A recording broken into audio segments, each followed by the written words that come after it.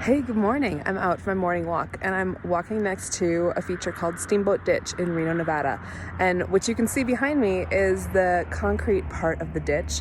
Some of it is concrete and some of it is natural. And this part of the ditch, you can see there's no sediment in the concrete channel. Now, moving water wants to carry sediment. It has energy and it uses that energy to carry things. So let's go check out what happens when we move from a concrete part of the ditch to a normal part of the ditch and see what happens to the sediment. Okay, we are at the part where the concrete part of the ditch stops and the natural part of the ditch begins.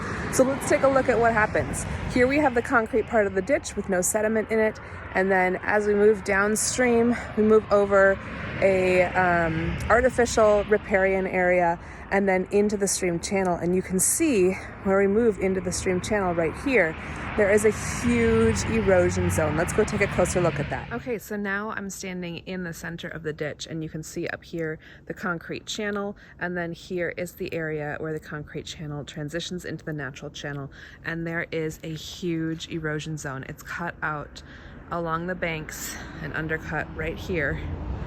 And on the other side, you can see the undercut line right there.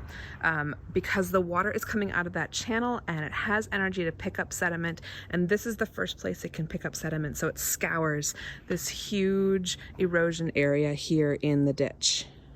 And then immediately downstream from where I'm standing, which is here in the center of this erosion area, the channel narrows because it's picked up its load of sediment, and now it's carrying a static load of sediment as long as the velocity of the water and the energy therefore in the water doesn't change. And so the channel then stays approximately the same width as it runs downstream.